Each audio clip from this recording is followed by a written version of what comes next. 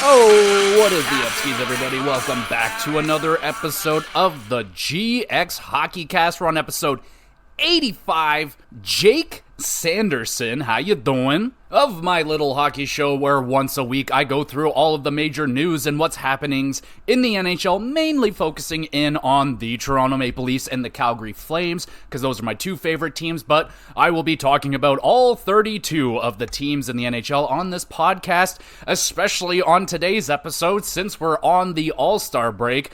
I'm going to be doing my mid-season report cards for all 32 teams. We'll go through all of the teams, talk about how they have done so far, expectations coming into the season, and we'll see if they have been living up to said expectations or not so much. So before we get into that, let's just touch on some of the other hockey topics that has been going on over the last week.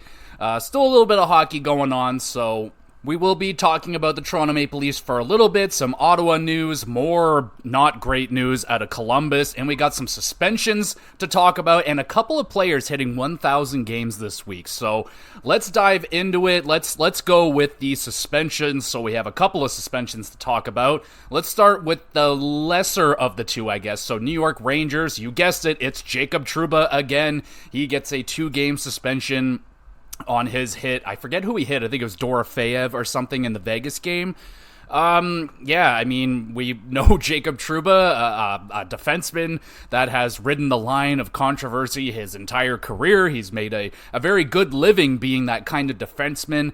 And yeah, he gets kind of the chicken wing, gets the elbow up, and yeah, it's dirty. It's 2 games. Probably should have been more considering the other suspension that went down with a player that shockingly didn't have a suspension history, but Jacob Trouba has like a laundry list of controversies and suspensions and questionable hits. It's generally like an every 2 weeks, every 3 weeks, I feel like something that Jacob Trouba has done is getting talked about, and this one a little bit less so because of the other suspension that went down. But yeah, man, Jacob Trouba, not really surprised that, you know, this is the kind of thing that happens with Jacob Trouba all the time. It's probably, I mean, a little bit of a slap on the wrist, I guess, but New York has been struggling over the last little bit.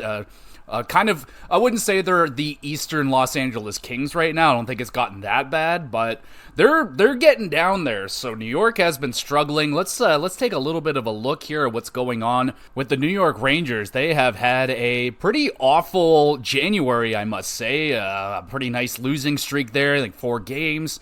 And yeah, they kind of been sputtering out this whole month. And from what I'm looking at here, it really does seem to be a goaltending issue, which I don't think anybody coming into this season thought that Igor Shesterkin was going to be having the struggles that he has been having, but he has not been playing like Igor Shesterkin this season.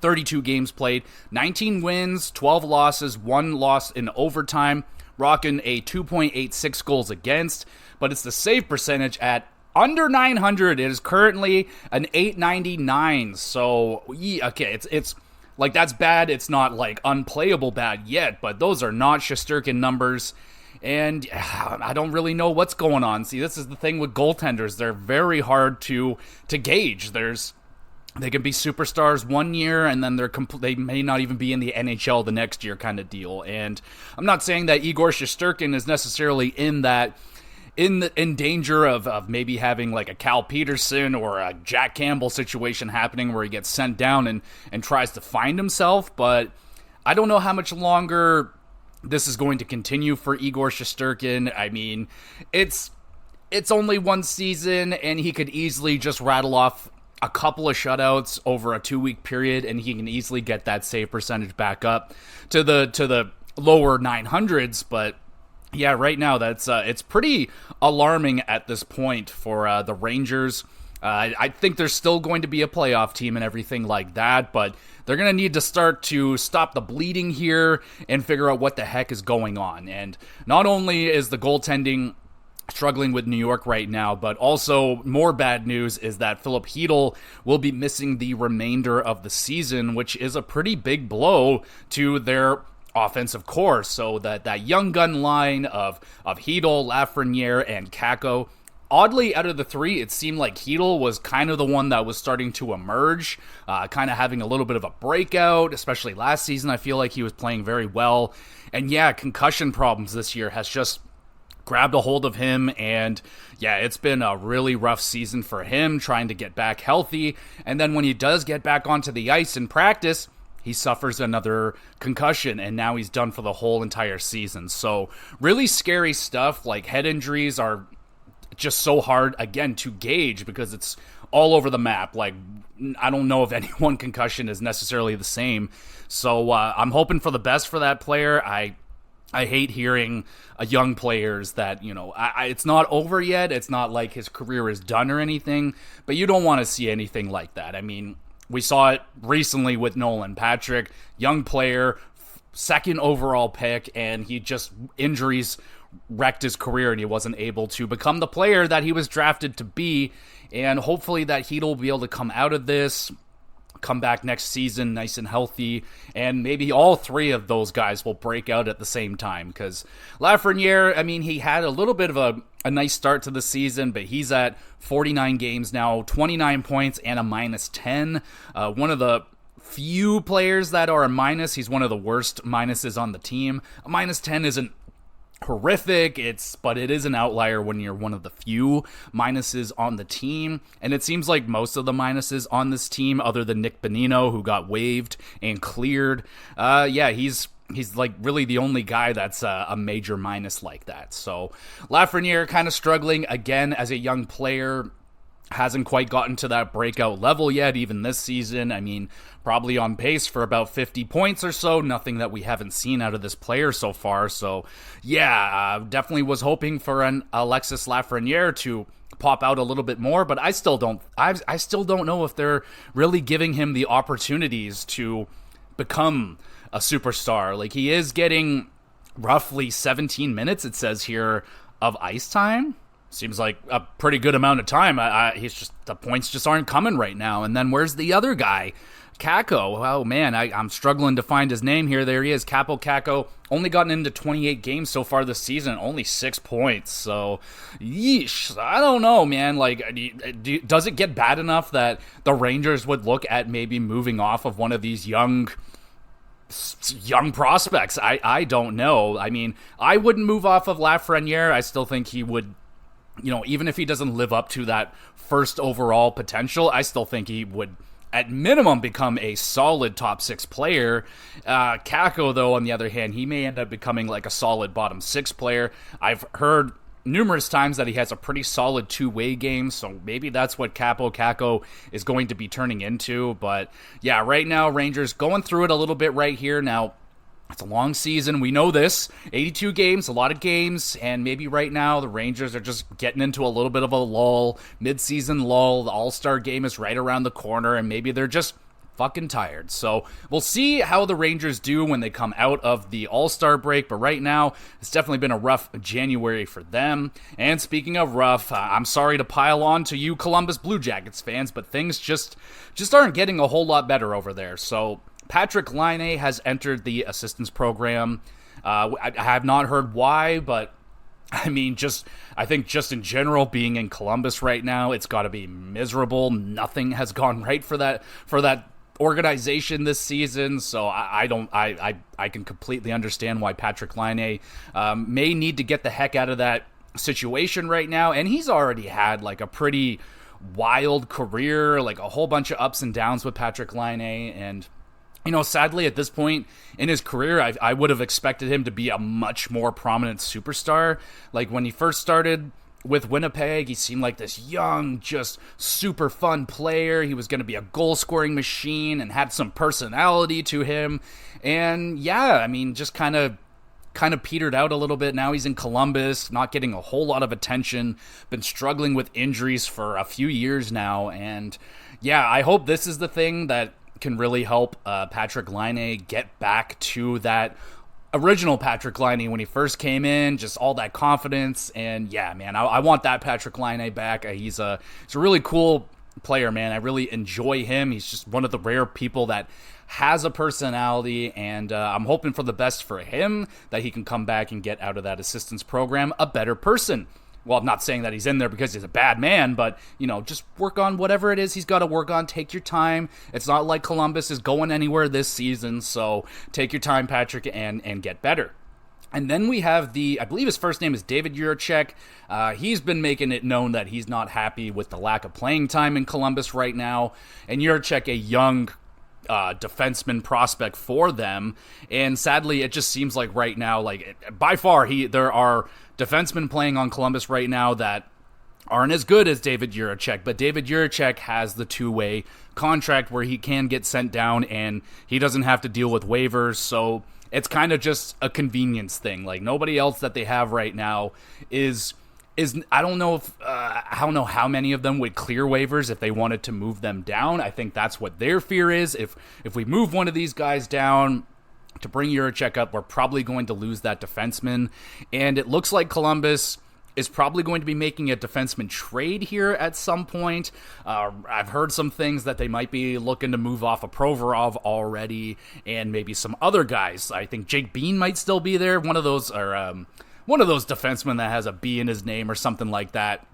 That has just not fit in very well at Columbus, could definitely use a new change of scenery. We know that Merzlikins wants to get out of there as well. He put up a shutout the other night, so that will help potentially moving him out of there. But with David Jiricek, it's not good that you've already gotten the player upset with the playing time, and at this point, there's really not much they're probably going to do about it. I'd be having this young player playing, especially if he's better than some of the defensemen we have, and we know that if this defenseman is in our long-term plans, I would be doing what I can to make him happy or whatever, but yeah, shit is just continuously not going well with the poor Columbus Blue Jackets. Jeez, man, they just had a disastrous season. And speaking of disaster, let's go back to that other suspension that I teased a little bit earlier, the Brendan Gallagher suspension. So his suspension comes out to 5 games, and shit, dude. Okay, so a little bit to unpack here. So initially people were flipping out before the suspension even went down, predicting that Gallagher probably going to get 2 or 3 games at most, and he gets 5. And I think that's in the middle, because there were some people calling for 10 plus. There were others that were probably it's probably going to be 2 games, like the normal standard kind of NHL suspension for that kind of thing. And there's a lot of arguments here because Brendan Gallagher, now this shocked me when I heard that he's never been suspended before. I was like, holy shit, that's kind of insane. So he must have a laundry list of fines or something like that. But he's a pretty well-known rat in the league. He's not a very clean player. So, there's that kind of reputation with him. But yeah, no suspension. That was rather alarming. So people speculating that, it probably won't be, they're not going to throw some extra games at him because he doesn't have a history necessarily. But 5 games. And I watched the hit. It's fucking chicken shit to the maximum right there. So it's Pelech that he hits in the face, and Pelech just returned from a concussion injury. So, and it's not like people didn't know that. He was gone for a long time. I can almost guarantee that Gallagher knew about this. And he just chicken wings this guy. He sticks his elbow way the fuck up there, and just clocks him, just drive-by clocks him, and Pelech is down. He is injured. And yeah, man, watching that, I would have been completely fine with 10 games. Like I said, this guy's got a history. This is a hit that you do not want in the game anymore. It was on a player that just came back from an injury, a concussion injury, and the head was targeted clearly. There's a lot there, man. It was a fucking absolutely garbage play by Gallagher. And, if the NHL wants to change their game, and I have semi-praised the player safety. They've doled out semi-tougher suspensions this season. Not insane, but it hasn't been as upsetting as some of the previous years where you're like, how is that 1 game? How is that 2? But this one at 5, it's it's definitely a blow to Gallagher. He's going to lose, I think they said, somewhere in and around $150,000. Then there's other people that are saying that, Brendan Gallagher should be suspended for as long as Pelech is out. And if Pelech is out for the remainder of the season, let's say, then Gallagher should be out the remainder as well. But then that's just a whole nother discussion, right? Then what if Pelech, says I'm hurt longer than he actually is and stuff like that. So there's like that whole thing. But 5 games, I think it's right in the middle. Like, I think it should have been a little bit more. Maybe not necessarily 10, but maybe 7 or something like that. 5 is hefty. Like, it's not tiny. And, like, I'm not mad that if it was, like, 3 games, then, yeah, I'd be pissed off. But 5 I can accept. I think it should have been heavier.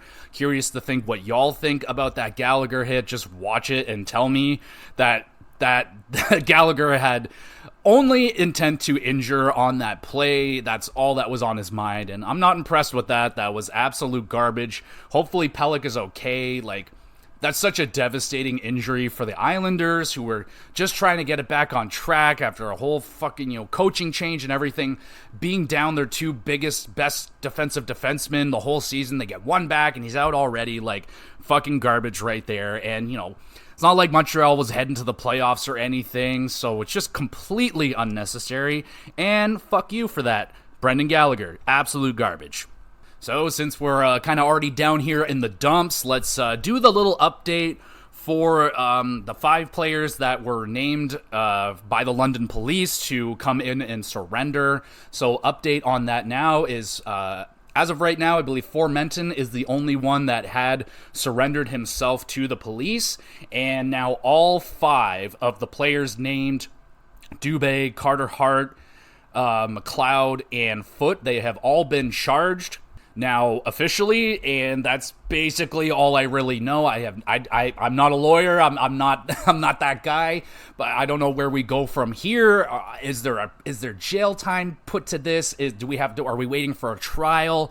I believe I read something that the trial might be taking place in 2025. So this is something, again, it's already taken a very, very long time with the investigations, and now that we have the names, now we got to do the trial, and that stuff takes a really long time as well. So no idea how long this is going to be until we get a resolution to this situation. I don't know what the future of these NHL hockey players and the one not NHL hockey player, will they be allowed to come back to the NHL to play? Are their contracts void and null now?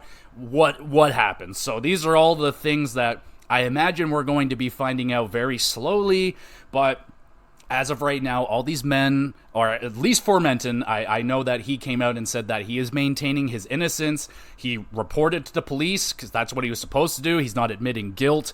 And I imagine, now I'm not saying it, it's not official, but I would just imagine that the other 4 guys are probably in the same boat. They're not admitting guilt as of now until there's a full trial and everything. So we'll leave it at that. I really don't want anyone like piling on these guys until everything is proven and there's, actual sentencing and all that stuff. So it's a very ugly, messy, just awful situation. And we all want it to be settled. We want this to never happen again, hopefully. And this has got to stop. This is absolutely ridiculous.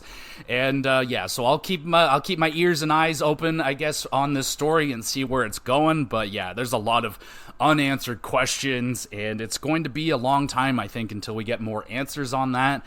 But there you go. There's a little update on what is going on with that really awful situation. And we'll just move on to other things. Let's try and lighten the mood a little bit. We got a couple of guys here hitting 1,000 games, which is a big freaking deal. The Dallas Stars, Matt Duchene, has hit 1,000 games, which is insane to me. The guy, he's been in the league for so freaking long, and he's doing really good now with Dallas. A bit of a slow start there.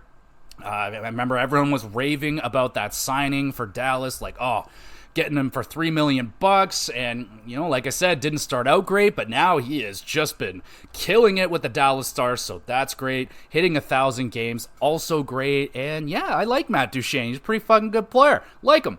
And then Pittsburgh's Lars Eller has hit 1,000 games as well. Just a journeyman. Lars Eller, like that guy. A second line center, third line center on a Stanley Cup winning team, which he has won a Stanley Cup. I believe it was with the Capitals. And yeah, man, I mean, Lars Eller, just a good player. Like, if he ever showed up on the Leafs, I'd be like, fuck yeah, Lars Eller is some good shit. And congratulations on 1,000 games. Don't know how much more he's got left in the tank. He's currently battling it out with the Pittsburgh Penguins, trying to get into the playoffs, but it's been a little bit of a struggle. Speaking of struggle, the Calgary Flames are very much so struggling. Lost there to Columbus was very upsetting, and getting a 1-0 victory over the Chicago Blackhawks does not make me feel very good about their potential playoff race. If people still believe that the Flames are in there, I mean, yeah, there's a very small outside chance, but if I've been saying it all year, it is a bad idea to chase down a playoff spot this season. You got to sell Calgary. Don't fucking do it. All right, so that's really all there is with the Flames. Just kind of been a really rough week for the Flames. Not really anything positive to say other than Shillington, I do believe, made it into the lineup. So that is great. Didn't put up any points or anything and didn't get a whole lot of ice time. Definitely just easing him back into the lineup, which, I mean, is a fine idea. He hasn't played hockey in like 2 years, so I'm fine with that. So we'll take our time with Shillington, but just so good to see him back in the lineup. It's been so long. So yeah, obviously very nice to see him back in the lineup. Speaking of very nice, it was very nice to see the Toronto Maple Leafs beating one of the best teams in the league 2 times in a row, the Winnipeg Jets. I did not see that one coming. A shutout from Samsonov. Samsonov played his ass off in both of those games. I thought he looked great. It kind of sucks that the All-Star break is now, because it just seemed like he was getting it back together, and it would have been nice maybe to see him get a couple more games and keep that hot streak going. I imagine the Edmonton Oilers are also feeling that. They're up to 16 wins in a row now, one away from tying the Pittsburgh Penguins, and I believe the Columbus Blue Jackets is 17 straight wins in a row. So they're probably like, why does it have to have the All-Star break now? They're going to have a break, and then they're going to come back, and who knows, maybe they go on a losing streak. That's the thing to keep an eye out when a team goes on a big winning streak. Watch out for that losing streak. Once they lose that first game, they can go down in a little bit of a nosedive. So keep an eye out with the Oilers. I don't think they're going to be in too much of a problem with a losing streak, but I will keep an eye on that, and I'll definitely have my eye on that first game back, see if they can tie that record, and of course, let's see if they can break that fucking record. Now back to the Leafs, beating the Jets back-to-back. It wasn't back-to-back nights, but back-to-back games. Very impressed. I was very impressed with their performance, mostly the defensive performance from the squad. I thought they played pretty good. Fucking Benoit got his first goal as a Toronto Maple Leaf. That was just awesome. Very good to see that. That guy has become one of my favorite guys on the team this season. He's just gotta love that guy. He definitely wants to play for the Leafs, and he is doing everything that he can to remain in the lineup. He's doing a great job, so really good to see that guy grab his first goal. Very much so deserving. Don't know how many more he's going to be getting, but all good, all good.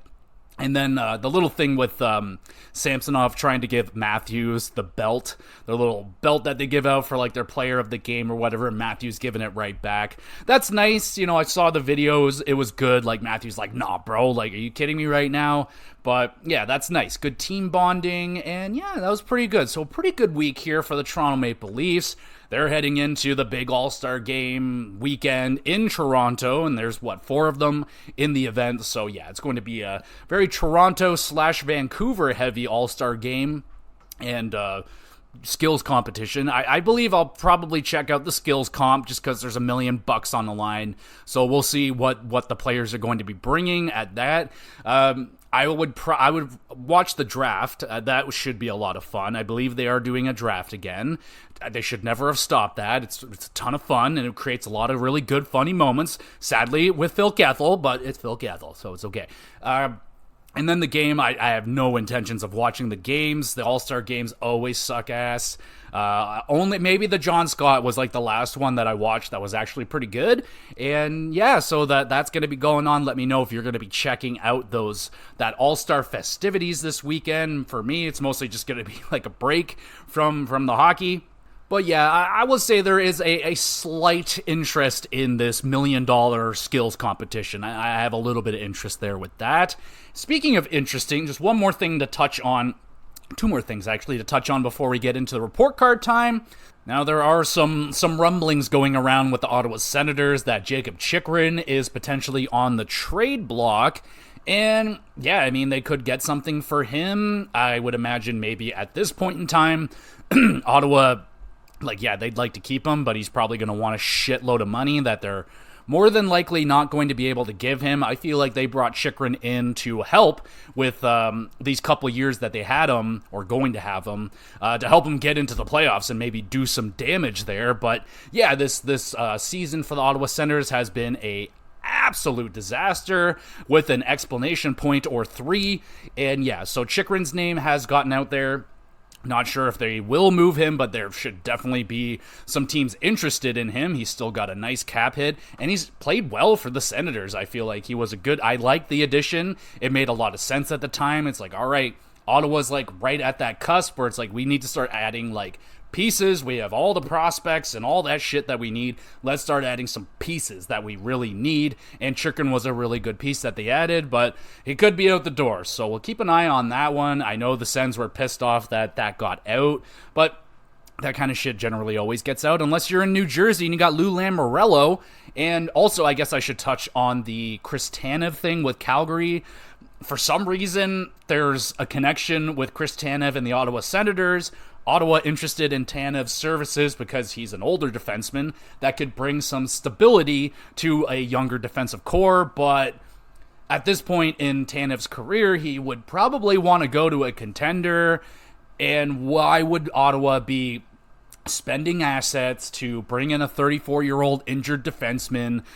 I don't know about that. Doesn't make a ton of sense for Ottawa to do that. I imagine there would be a cheaper option for a veteran presence to come in. I mean, he doesn't, you know what I'm saying? Like, there's definitely a cheaper option. Like, to get Tanev over to Ottawa, they would have to give up something, like a pick or a prospect, and to bring in Tanev for, I don't even know if he would re-sign. It just doesn't make any sense to me. But with Calgary, it doesn't matter. Like, as long as they're trading him to someone, just take the best offer. But with Ottawa, it's like, why the fuck are you guys connected with Tanev? It doesn't make any sense to me, but that is what is going on. And speaking of what is going on, something's going on over here in Utah, y'all. So Utah, they getting impatient over there. They want a fucking hockey team. They want it now. So they're pushing out there in Utah for the NHL expansion. Could be Salt Lake. I don't know, but it seems like it's going to happen. It's just when. And I think sooner rather than later. I think Gary wants to strike while the iron's hot. There's a ton of interest with NHL expansion right now, and they're making fucking money hand over fist doing it. They brought in, what, 400, 500 million with Vegas, like 600 million with fucking Seattle. They sold Ottawa for damn near $1 billion. So, yeah, it looks like Utah, they'll be looking to more than likely be hitting that $1 billion mark for the next expansion team. But, yeah, man, they're very interested. I know Houston is interested, and Quebec City is always going to be interested. It's just never going to happen. But, yeah, we're going to have a team in Utah at some point, probably 4 or 5 years from now. Who knows? And, yeah, I mean, at this point, I'm fine with more teams. I still feel that there are quite a lot of players that are NHL quality that are not playing in the NHL, especially goaltenders right now. But again, that's only going to open up another 2 spots, maybe 3 spots for goalies. But I don't think it would water down the league or anything. That was more of a problem in like the late 60s when they had that expansion. Now there's so many good skilled players. I mean, I think we would be okay to add in another 2, and that seems fine with me. I'm okay with it. Curious to hear what y'all think about a Utah team coming to the NHL. I think that would be okay. Now, preferably, I would like some more Canadian teams, but it's hard, man. Like, there's just not a lot of big markets in Canada, and even Quebec is not as big of a market as you think it is. It's hardcore as fuck, but it ain't that big. So, and the chances of another team coming to Ontario, another NHL team where it's pretty low, and you got Toronto here already. They're such a powerhouse. So I think it's going to happen without a doubt. More money for the NHL. Those owners aren't going to say no to another $100 million in their pockets. So yeah, it's going to happen. Just I don't think it's going to happen soon, but sooner than you think. And yeah, that's all the news, baby. Let's fucking do it. Let's do the report cards. Let's go through all the teams, talk about how they've done so far at this pretty well. We're a little over halfway now, but it's okay. We're at the All-Star break, so let's talk about them. Let's start with the East. We'll just work our way from. How should we do this? I mean, it's going to be, I don't know, we'll probably go from top to bottom, I guess. We're going to score this on your classic school rating system, A+ to an F. So we're doing minuses, we're doing pluses, but no F minuses, no F plus. It's an F. All right, starting with your Boston Bruins, 31 wins, 9 losses, 9 overtime losses. They're doing fantastic. Won 4 of the last 5, and I got to give them an A. I almost have to give them an A fucking plus on this one. They lost their whole center core, and they're still chugging along, baby. They're first place in the East right now. Yeah, and they have a pretty good lead on that one, too. I mean, 66 points for the Florida Panthers. Boston at 71 points. They're great at home. They're great on the road. I mean, what can you say? It's a very impressive team. I wasn't going to be tricked this time around. Last year I was tricked. Oh, the Bruins are getting older and slower, and they're injured, and then they had the greatest season of all time. Not so much in the playoffs, but wasn't going to be tricked this year. They still have Swayman and Allmark doing great. And obviously David Pastrnak, who is also doing great. 33 goals in 49 games. Nothing wrong with that. Marchand slowing down a little bit, but still doing his thing, just about point a game. Charlie Coyle having a really good season, actually. And Charlie McAvoy, mostly healthy, playing well. And it's just kind of been good, solid depth throughout. I mean, the Lucic thing happened and kind of got forgotten about, but that's okay. He's not playing. Boston Bruins, I think I might have to give them an A+. Very impressive team right now. I know they've kind of gone through a lull here or there, but nothing short of spectacular. Losing Bergeron and Krejci. I mean, if the Bruins were going to fall off of a cliff, I would have expected it after Bergeron left, but look at them. They're still fucking killing it. So A+ for the Bruins, and it hurts me to say that. Florida Panthers, I was sold on this team being very good this year as well. They're very good again. I know Tkachuk has been off to a bit of a slow start, but can you blame him? Dude was basically dead in the finals of the playoffs last year. And Florida had a ton of injuries on defense. Bobrovsky's been great this season as well. I mean, yeah, Sam Reinhart. How can you not talk about Sam Reinhart? Guy has been fucking slaughtering the league this year. 37 goals in 49 games. Amazing. And Matthew Tkachuk has started to turn it on. Carter Verhaeghe's been excellent. Barkov's been an assist machine this year. Evan Rodriguez was a really good addition, along with Oliver Ekman-Larsson, who saw that coming. I mean, shit, yeah, man. This team's just buzzing. A really good team. I would not want to deal with them in the first round. It's going to be an absolute nightmare. Yeah, they've done really well as well. I think I will give them, Florida Panthers, probably an A-. I'll go with an A-. They're already a really good team with a good coach. The system was in place. They got a $10 million goalie who's kind of playing up to it. I mean, no one's going to play. $10 million goalie, you better be fucking Dominic Hasek every night. But Bobrovsky's doing well. They've won 4 of their last 5. They're good at home, better on the road, and it's just a really impressive team right now. Doing well, doing really strong, looking like they're going to do some more damage in the playoffs. Now we get to the Rangers, who we have discussed on this podcast today as having a very rough January, and Shesterkin not having the season not having a very Shesterkin-like season, but the Rangers got shot out of a cannon at the beginning of the year. Absolutely excellent.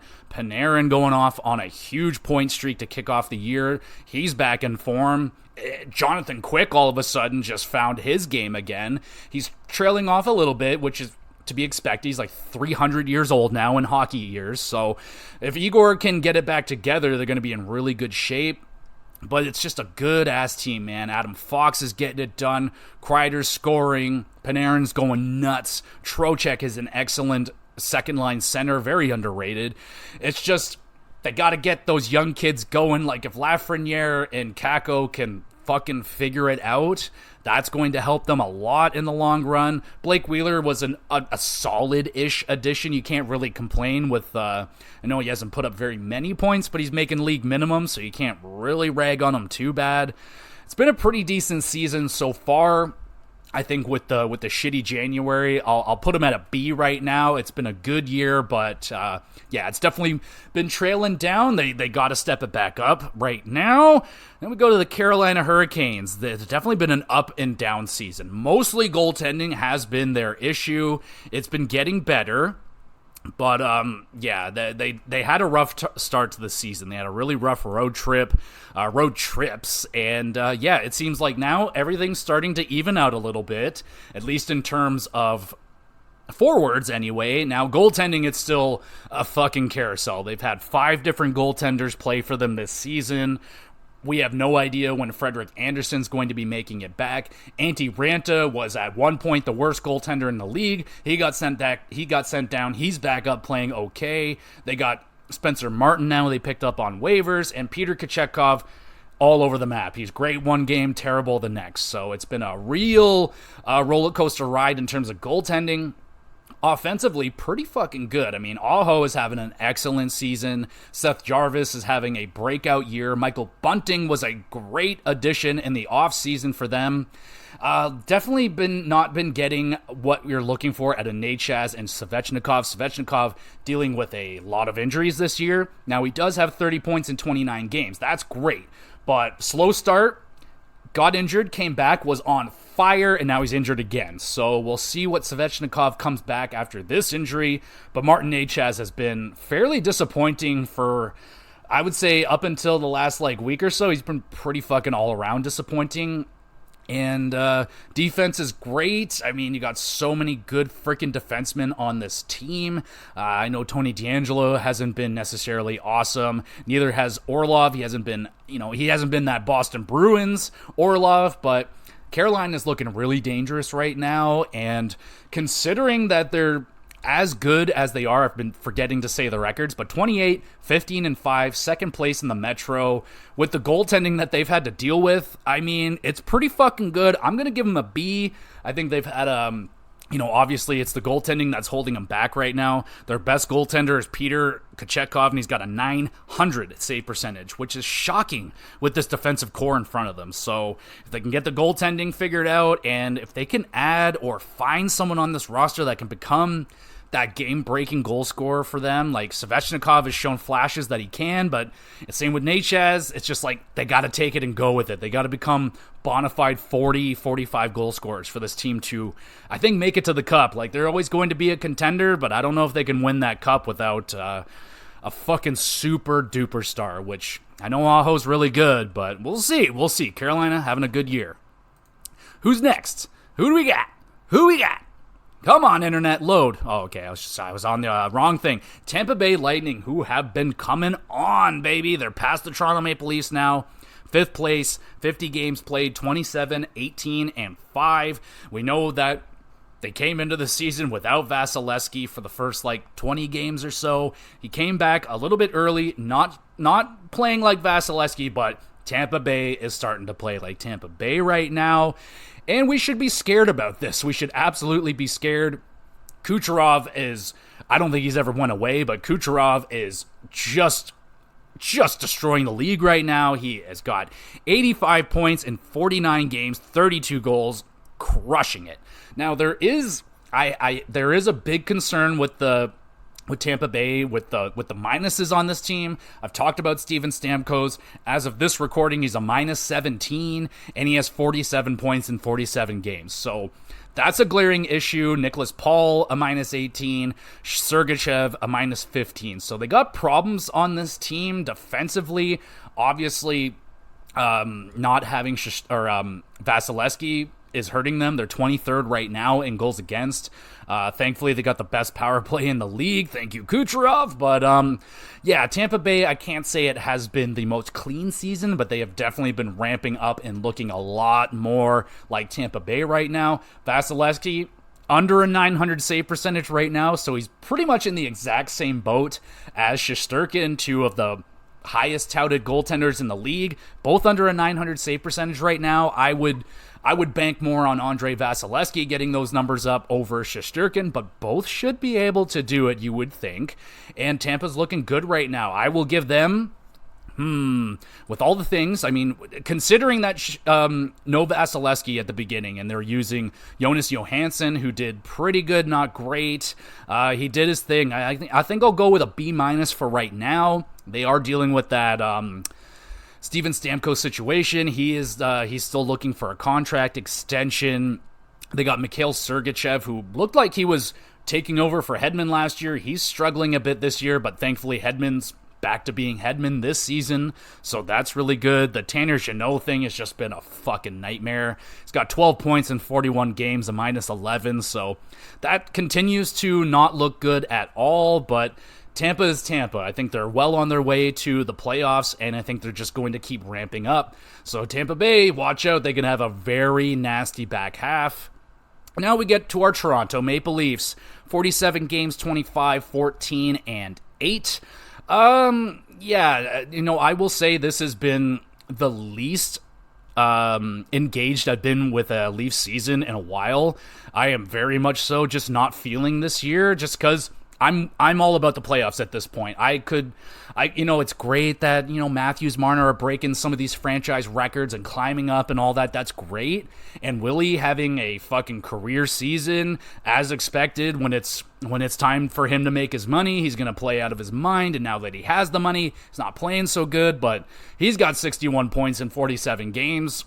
Amazing. He's leading the team. Austin Matthews has 40 goals in 46 games. Fucking insane. Marner is having a down year in his books, but he's still at 53 points in 47 games. I don't even think he's having a down year anymore. I think he's back to about Mitchell Marner. Morgan Riley is having an unbelievable year. He's got 40 points in 47 games and also just playing fucking good.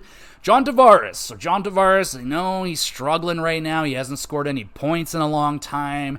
And it kind of looks like his road is coming to an end as an elite center in the league, but maybe he's just tired right now. Maybe John comes back completely revitalized after the break. We'll see. He's still playing good. 35 points in 47 games. No, that's not worth $11 million, but it's almost done. It's almost done. I just love John Tavares. I'm always going to love him. And then you got a whole bunch of the new guys that got added in that aren't really living up to it. Max Domi's okay. Tyler Bertuzzi's okay. Jake McKay's been a good addition so far. Noah Gregor knew a guy. He's okay.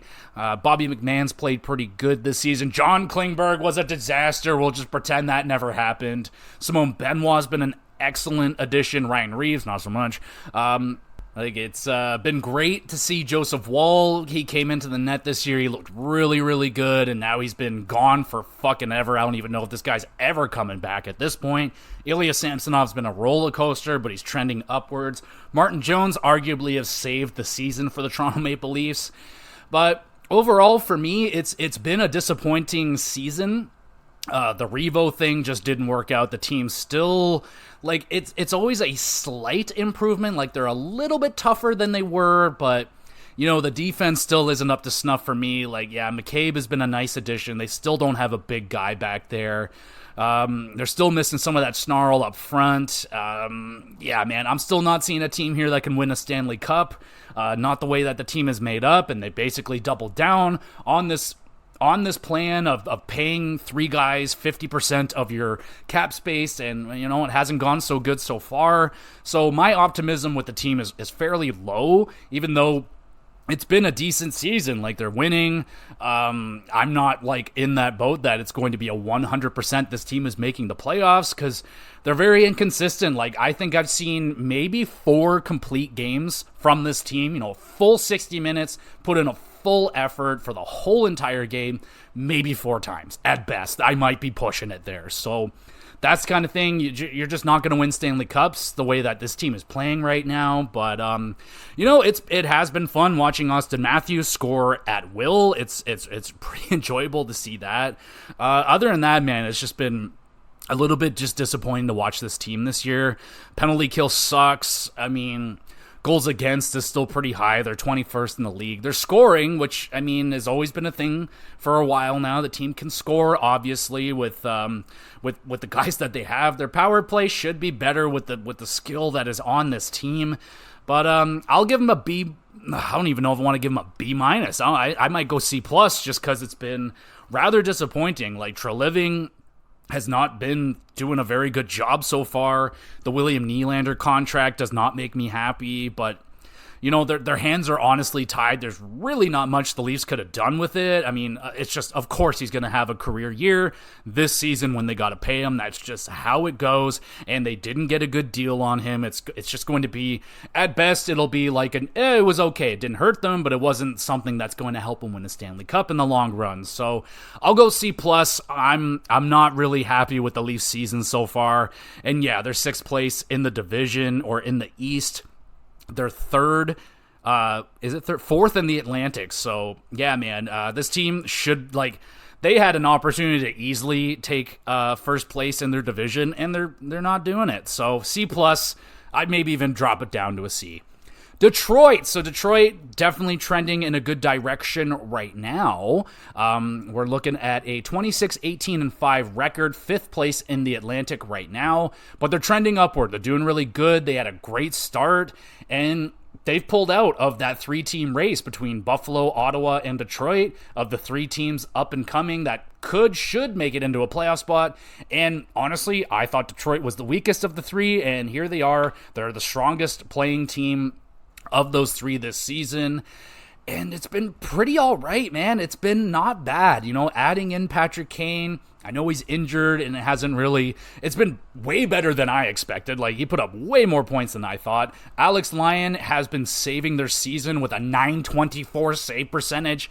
If he can keep that up, Detroit's making the playoffs. Ville Husso, James Reimer, not playing very good right now, but thankfully they got Lyon. He's doing good. Dylan Larkin's having a good season. He was doing way better. Then he got that injury and he hasn't been playing the same. And he's even admitted that. Like, he's like, I don't like, I'm playing a little scared right now after that hit. DeBrincat, I mean, we saw that insane start to him. It's been a great fit for him in Detroit. He's definitely slowed down, 43 points in 49 games. If he was scoring the way that he did at the beginning of the year, he'd probably have about 40 goals right now, like Matthews. So he's definitely slowed down. Lucas Raymond having a pretty good bounce back year. Shane Gostisbehere has been a good addition. Daniel Sprong's been a good addition. JT Compher, meh. Moritz Seider's having a solid bounce back season. Andrew Kopp, meh. David Perron, nah, he's okay. And Patrick Kane, man, I mean, in 19 games, he's got 16 points. I mean, pretty fucking good piece of business right there. Justin Hull, he's not putting up points, but he's not a minus. He's a +8, so he's been a decent addition for them as well. They just got to keep it up, baby. I don't know if this team is going to add something in the playoffs. They probably... It's too early to tell right now. Like, we see Steve Yzerman pulled the plug on the team last year pretty late, so... As they are right now, they're looking pretty good. I'll give them a B- for right now. They're at least in the hunt. That's at minimum what was expected out of this team this season, even though I feel like, honestly, out of Ottawa and Detroit and Buffalo, their expectations were lower. Just looking at the roster makeup of the 3 teams, Detroit overall looked like the weakest. It didn't have the highest end talent, but they're pretty good throughout. And obviously, if you're getting a .924 save percentage out of Alex Lyon, you're going to start winning some games. Now, I don't know if this guy's going to be able to keep it up, but he did it for Florida last year. Looks like he's going to do it for Detroit this year. So I'll give him a B- for Detroit. Not bad. Now we got the Philadelphia Flyers. Very interesting team right now. Not doing good right now. They've lost 5 in a row, possibly more. 50 games, they're 25, 19-6, which is way better. So much better than I had them listed at coming into this season. I had them basically bottom feeding, so I'm very impressed of what they've been able to do with the Flyers. If you look at this team, like, it's not a very stacked roster, but obviously getting Couturier back in the lineup and Cam Atkinson has been huge for them. Travis Konechny, one of the more underrated players in the league. He's been playing really good. Joel Farabee as well. What the fuck, man? This guy is having an excellent season. He's got 40 points in 50 games. Sean Couturier's got 31 in 46 games. Not that many points, but it's that two-way game that Sean Couturier brings, and it's clearly helped out the team quite a lot. Owen Tippett, he just got a huge extension. I guess I could talk about that now. 8-year extension. I think it's like $6.25 million. I think Philadelphia has done very, very well with that. Not only bringing in Tippett, but they've utilized him well. He's got 30 points in 46 games, 18 goals. I really like that deal. And he is a flyer, bro. He's got the red hair. He's a Philadelphia Flyer. I'm really happy for Owen Tippett. Cam Atkinson, he's getting up there in age, not having an amazing season. He was minus 26. Minus 16. Travis Sanheim playing way better than I think anyone expected, but I think he's bitten off a bit more than he can chew. He's doing a really, a solid-ass job considering, but he is a minus 17 right now. Morgan Frost, pretty solid season right there at a hit. Bobby Brink looking pretty good as a young player. Cam York as well. And then the goaltending. So this gets a little bit controversial here because Carter Hart is one of the 5 players named of that 2018 Junior Canada team, so he's not with the team right now. But Samuel Ersson has stepped in, played fairly well. Save percentage is only an .898, but he's got 12 wins, and they do have Cal Peterson there as well. Still not playing good, so this could be the beginning of the downfall for the Flyers. They're on a losing streak. They got the Carter Hart situation going on right now, so this could be the fall of the Philadelphia Flyers. But I'm going to give them a B-. I am very impressed at what the Flyers have done. Tortorella has built a system there. He's built a culture, and it's starting to work, man. This team works hard, and they're getting wins, just not right now.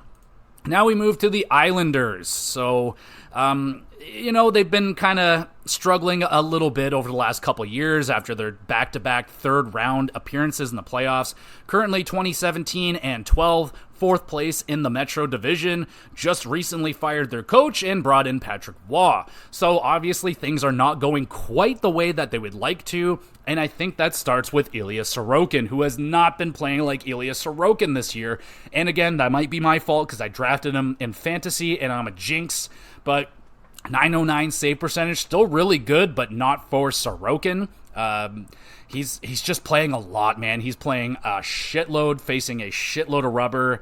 I still think he's playing really good. A 909 is good in this league right now, and Varlamov, he's got a 914. So the goaltending's been good, and Noah Dobson has been insane. He has busted out this year. I've been a fan of this player for years, and this year people are starting to take notice. He's got 52 points in 49 games as a defenseman. Extremely impressive. And Matthew Barzal having a good year as well. 13 goals, 38 points, or 38 assists, 51 points, 48 games. Bo Horvat, I don't think you can really complain with that season. He's got 45 points, 20 goals in 48 games. I'd be happy with that. And you know that Bo Horvat is bringing those face-off wins and defensive abilities. And then you get to the rest of the team, where I think pretty much everyone here has been underperforming so far. Brock Nelson, Kyle Palmieri, Gabriel Pajot, Anders Lee. These are your bigger names on the team. Yes, they're getting older, but they've all kind of been underperforming. They're getting older. They're getting a little bit slower. And, firing Trotz, there it is. Firing him, that was just a bad idea. I think it's very easy and safe to say that. Patrick Waugh so far, I think he's 1-2-1, so it hasn't been a revolutionary change for the Islanders. And yeah, man, I don't know if they're going to make it this year. Even the new coaching bump, having Patrick frickin' Waugh on the bench isn't getting them wins right now. So yeah, it's been definitely an underwhelming season for the Islanders. I don't think they had the biggest expectations. They were kind of a middle of the pack team, could be in the hunt, but could easily fall out. So with that being said, I'm going to give him a C right now. Maybe even a C- just because we know that Lou probably isn't going to do anything in terms of moves or anything like that. The Pierre Engvall thing is just not what the fuck was that all about? Some very questionable contracts signed over the last year on this squad, like the Mayfield deal. very interesting. So I'll go with a C- for the Islanders. Not the best run for them so far this season. We get to Pittsburgh now. So they're at 22, 17, and 7 in 46 games. And yeah, another team very up and down. Very up and down indeed. They're currently 5th in the Metro. And yeah, they bring in Erik Karlsson this year. They get Kyle Dubas, new GM. And they're trying to get back into the playoffs for another run with Sidney Crosby, Malkin, and the boys. And it's not been going great. I mean, the makeup of the team, it's very difficult for Kyle Dubas to even do what he did is pretty fucking impressive, getting rid of the bad contract in Granlund, somehow getting Erik Karlsson in here. He tried. He at least tried. I just don't think it's working. The team is too old, too slow, and for some reason they can't score on the power play to save their lives. Like, Pittsburgh power play is so fucking bad right now. It's kind of sickening, and they need to fix it immediately. If they can figure out this power play, Pittsburgh could and should make the playoffs, because everything else has been pretty good, especially the goaltending. If they got goaltending like this a few seasons ago, they could have had another Stanley Cup. But Tristan Jarry, 9-13 right now, playing really good. Alex Nedeljkovic, wow, 9-18 right now. That has been a great addition for them. I did not see that one coming. Even Hellberg, they grabbed him. He's put up a 9-22 in 3 games, so not bad. We got Sidney Crosby, arguably having the greatest 36-year-old season of all time. Goal scoring slowed down a little bit, but 27 goals in 46 games is outstanding. 50 points in 46 games, again, outstanding. Jake Gensel, outstanding season. Will he get traded? Oh, fuck, I don't know. Talked about it last week. I think it's the right move, but more than likely not happening. Malkin, 40 points in 46 games. Extremely impressive for his age. Erik Karlsson, 34 points in 46 games. Not the numbers that he put up in San Jose. I don't think we're expecting that. But he's been fine. He's been good too. Chris Letang, still a miracle he's playing. Brian Rust having a really good season until he got hurt. Riley Smith, a pretty okay addition. I mean, 20 points in 40 games, only 8 goals. I imagine you would want more out of that player. Rickard Rakell has been okay, but he's coming off an injury. Yeah, man, some of the additions that they brought in, like Nola Chari, he hasn't really provided a whole lot for them. So some of their defensive moves were not the smartest, like getting rid of Siegenthaler, I believe they got rid of, just not a good idea. With the Pittsburgh Penguins this year, like there's definitely some highlights here. Like the goaltending has been so much better than I think I was expecting personally. Crosby's been playing still an elite level. I'll give him a C-.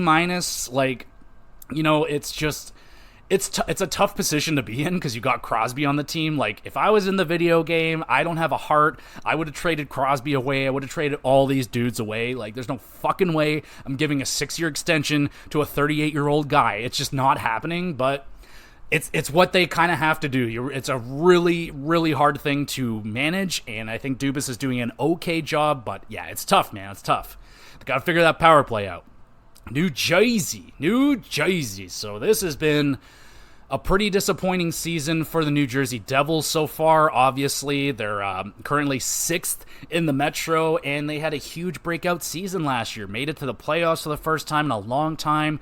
Jack Hughes has become a bona fide megastar, but this season has not been what they have been expecting. And, I kind of warned this with the goaltending that they were going in there with was probably not going to work out great, and it's been pretty fucking bad.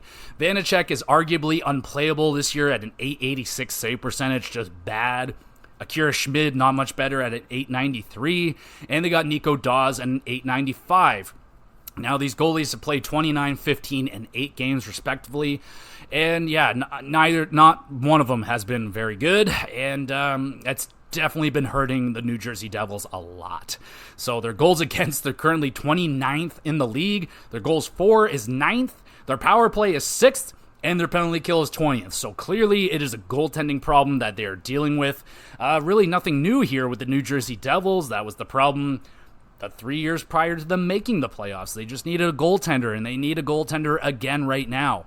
Thankfully, Jesper Bratt's been playing really good. Jack Hughes has been insane, but he can't stay healthy. He's only made it into 32 games this year. Same thing with Nico Hischier. He's playing good, but he just gotta stay healthy. Toffoli's been a good addition, 21 goals in 47 games, 34 points, not bad. But, I mean, you're looking at what Sharon Govich is doing right now for the Flames, and you're like, well, fuck, I mean, you already had a guy that could have been your 20-plus goal scorer, but whatever, Toffoli, if they make it to the playoffs, so you're probably going to see a little bit extra Toffoli in there, but again, they got to make the playoffs, and it really doesn't look good for them right now, and the fucking Timo Meier contract has been an absolute disaster. A disaster. I didn't like them bringing him in the first place, and then on the extension on top of that, really didn't like that either, and he has not provided them with very much. 34 games, 9 goals, 9 assists, 18 points, and a minus 23, which is way by far the worst on the team. Next closest is minus 13. Yeah, so Timo Meier has been a huge minus for the New Jersey Devils. I never liked that move. It's hurting them, man. It's not just Timo Meier. Like, clearly, it's the goaltending. The loss of Dougie Hamilton on the blue line hurts a lot. Yeah, man, it's just last year they were able to get the goaltending. This is a playoff team. If they had some, like, a league average goaltending, they should probably be in the playoffs, but right now it's been disappointing. Giving them a D+. This is rough. It's been a rough year for New Jersey. Definitely not living up to their expectations coming in. Now we get to the Washington Capitals, who have a 47 games played, 22, 18, and 7. They're now at 7th in the Metro, and they were doing way better than they ever should have this year. They should have probably always been bottom feeding. They're 30th in goals for. They're 27th on the power play. Goals against has been good. They're 13th. They've been able to keep the puck out of the net. But the big story around Washington is it appears that the magic dust on Ovechkin is gone. Now, he's not having a bad season. 44 games. He's got 31 points. Okay, well, bad season for Ovechkin, sure. Okay, 9 goals. That's the sticking point. Ovechkin with only 9 goals in 44 games. And he's a minus 17. So not ideal right there for sure. And they're struggling to get goals, man. Like through and through. They don't have any 20 goal scorers yet. They got 19 goals out of Dylan Strome. Maybe not the guy you were expecting to be leading this team in goals right now. Anthony Mantha, Tom Wilson's got 12 goals. I mean, honestly, it's been the Charlie Lindgren story. This guy has been winning Washington games that they shouldn't be winning. And I imagine Darcy Kemper has gotten a few of those wins as well. But, this is a team that hasn't been playing very good forward-wise. They haven't been playing very good defense, but they've been getting saved by Charlie Sideburns. And, there's just a ton of disappointment. I don't think there was a ton of hype for Washington to get back into the playoffs. I like their addition of Sandin. I think he's pretty good. But, yeah, man, their blue line is weak. Ovechkin's just not getting goals right now. It's been a disappointing season. I'll go with a C-. I don't think there was a ton of hype for this team to do a lot, but I think it's only going to get even worse. I think their back half is going to be pretty ugly, unless Ovechkin finds it. Maybe he's saving it for the back half. We'll have to wait and see. And now we get to Buffalo. Oh boy, Buffalo. Jesus Murphy. 6th place in the Atlantic right now, not where they thought they were going to be. 22, 23, and 4. Very disappointing. I mean, they looked great last season, more so towards the end. They just missed the playoffs by 1 point, and who knows what would have happened if they made it in there. And, kind of a team similar to New Jersey, where they were going to go with a very questionable goaltending tandem. Very, very young. They wanted to go with Ukko-Pekka Luukkonen and Devin Levi, who are very young goaltenders.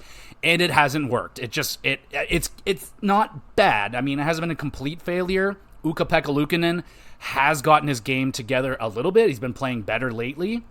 But currently a .908 save percentage, which is good. Nothing wrong with that. It's just the team isn't winning right now. Devin Levi rocking an .891 save percentage.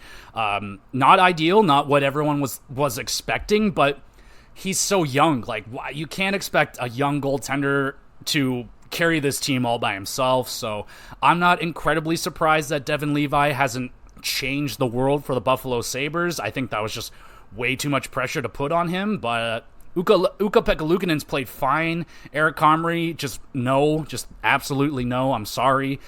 And then we get to the rest of the team. So there's just been a kind of a lot of underwhelming performances this year, but not from Casey Mittelstadt. Casey Mittelstadt is having a good season.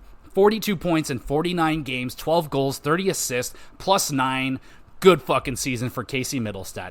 Now the rest of the team. Rasmus Dahlin, I say it's an okay season. He was fucking wrecking shop last year. He's got 38 points in 48 games, minus 12. So, JJ Peterka is third place in scoring on this team. That should not be the thing, but JJ Peterka, 34 points, doing pretty good. And then you get to Alex Tuck, who a lot of people believe was shooting way over his weight class last year with all those points, but he's got 34 points in 42 games. I think he's playing fine. I wouldn't say that's necessarily disappointing. I think he's doing good. Jeff Skinner, making $9 million, only 33 points, 17 goals, could be doing better. Dylan Cousins. He definitely has been trailing off, had a pretty good start, slowing down now. And then you get to Tage Thompson. Huge drop off this season, 39 games played. He's been dealing with injuries on and off all year long. Only got 28 points, 14 goals, 14 assists. Definitely not on pace for the 50 goals he was doing last season. So, yeah, Tage Thompson not playing like Tage Thompson right now. Owen Power's doing okay, and the rest of the team's just kind of doing pretty underwhelming right here all around. A lot of disappointment felt throughout the Buffalo organization and fan base, I can only imagine, but what's another year, right? It's what we're up to 12, 13 years now. The Buffalo Sabres haven't made it into a playoff spot, and doesn't look like they're going to be making it this year either. So going to go with a D+ for the Buffalo Sabres. I mean, yeah, there was some hype around them, but here we are, not doing good. Montreal Canadiens, 3 more teams remaining. I think at this point it is safe for me to say I will save the Western report card for the next episode because I'm getting tired of talking. All right, let's go. Montreal Canadiens, they are currently 7th place in the Atlantic, 20, 21, and 8. Now, they're not doing good. It's definitely not, they're not having a good season, but I think they're doing okay considering what was expected of them. I don't think anybody was expecting them to make the playoffs. I think they were just wanting to see improvement out of the young players, figure out what's going on with the goaltending, and, just try and make a little bit of progress. And I think they've done that, honestly. Goaltending, Sam Montembeault gets his extension, and he's played pretty damn all right. A .905 save percentage, a nice increase over what he did last year. Goals against is a little high, but that's more on the team than him. A .905 for this Montreal Canadian team, that's a good save percentage. But Sam Montembeault, good season. Got Jake Allen, more than likely on his way out with Montreal, but not playing bad. And then you got Caden Primo, an 899, just kind of Got Nick Suzuki and Cole Caulfield, the 1-2 duo. I think safe to say that I think between the two of them, underperforming a little bit. More so Cole Caulfield. He's only got 17 goals in 49 games, which is a little bit under what you would expect out of Cole Caulfield. Still pretty good.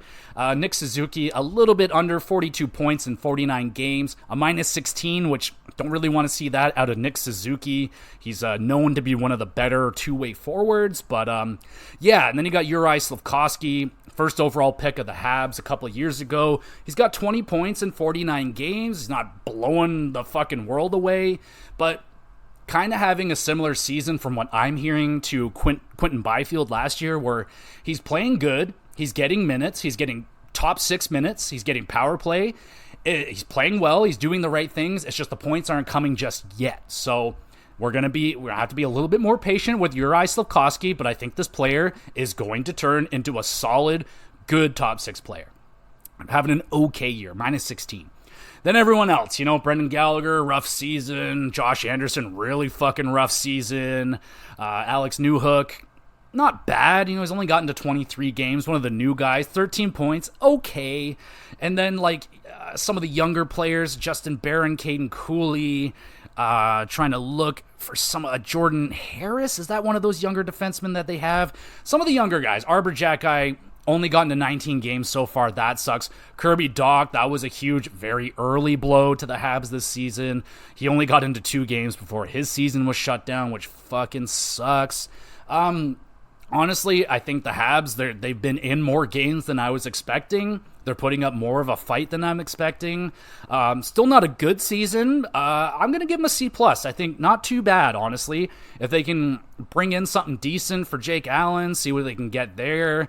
They definitely... They got to start figuring out this defense. I mean, Mike Matheson, he's having a really good year for Mike Matheson, but to have that guy as like your top defense man, probably not the best. So gonna start wanting to see some of those younger defensemen starting to come up and play some bigger roles on this team. But for now, the Habs are having just an all right season. Now we get to the Columbus Blue Jackets, which I should probably just slap an F on them right now. But let's do our due diligence and take a look at how it's going. So, 8th place in the Metro, 16, 24, and 10. Just bad. 23rd in goals for, 31st in goals against, 26 power play, 23rd penalty kill. So, nothing's going great. Elvis Merzlikins, he wants out. He's got a .903 save percentage and a very expensive contract. Might be tough to move. The rest of the goalies, not playing good. Jet Greaves, though, he's got a .934 in 2 games, so maybe there's something there with him. There's not really a lot of good things to say here. Johnny Gaudreau, extremely disappointing season. He has 7 goals in 50 games. Zach Werenski, he's okay. He's doing all right. Adam Fantilli, his first year, take it with a grain of salt. It's his first year, and he's playing for Columbus. He's got 27 points in 49 games and a -21. So, yeah, I mean, not a mind-blowing first year. It's an okay first year for him. Marchenko's been okay.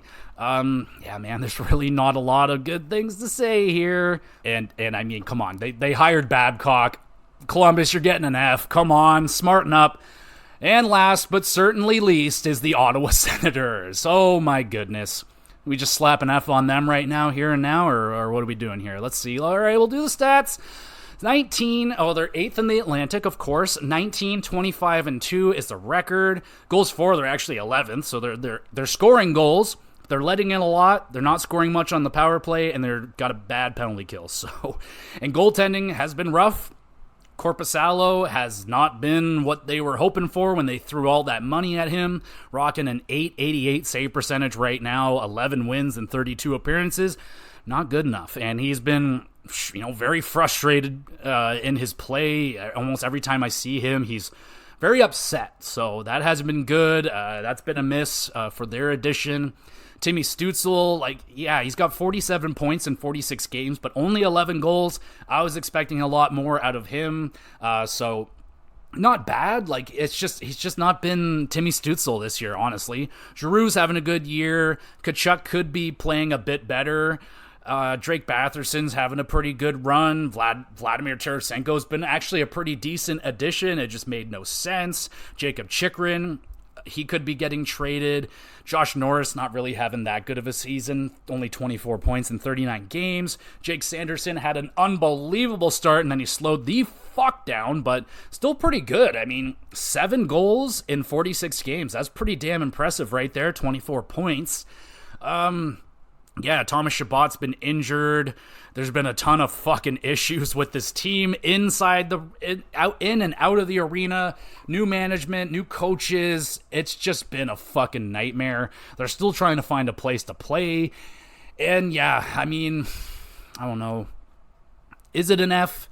Is it an F for Ottawa right now? I know the expectations were so very high for them, and they're crashing so very, very hard. But I don't think they didn't hire fucking Babcock, though. You know what I'm saying? I'm going to give him a D. Going to go with a D right here because I think, I don't know. I don't know if is a D too high for Ottawa right now? Is that too much? I mean, they're just not fucking winning, they just can't get a save. They need a goalie, man. And Korpisalo, when I heard that prediction that they're Korpisalo is going to come in and give Ottawa well under league average goaltending, and I was like, oh yeah, I could see that happening, and he's actually been much worse than that. So Ottawa, I'll go with a D. It's not good. It's been a rough year for the Senators, and I don't know if it's going to get much better this year. They appear to want to keep Jacques Martin on the bench for some reason. Don't ask me why. I have no fucking idea. It makes no sense to me. But that's what they're doing, and that's your report cards for right now. There's no way I can go through all of the West right now. I've been talking for an hour and 15 minutes straight. I'm good. I'm gonna stop it there. We'll save the report card for the Western Conference for next week. But thank you everybody so much for listening. You're awesome. Hopefully you're enjoying the podcast and all that stuff. If you are, make sure you're hitting that review button. Just rate it, whatever you got to do on whatever service you're listening to this to. Hit that like button if you're watching it on YouTube, which you can do. I upload all these onto the YouTube channel, Gamer GX Videos, where you can watch all these episodes of the podcast. Great spot if you want to drop a comment, questions, concerns. Leave a comment on the YouTube channel. Send in a message on Twitter. There's a Twitter page, email address. All that stuff is there. Love to carve out some time for you and answer your questions live on the podcast. That'd be so much fun. And yeah, so there you go, everybody. There's the HockeyCast. This week, we're going to have another pretty beefy one for the WrestleCast. There is a Vengeance Day pay-per-view on Sunday, so should be having an extra pay-per-view review for that, along with your regular recap.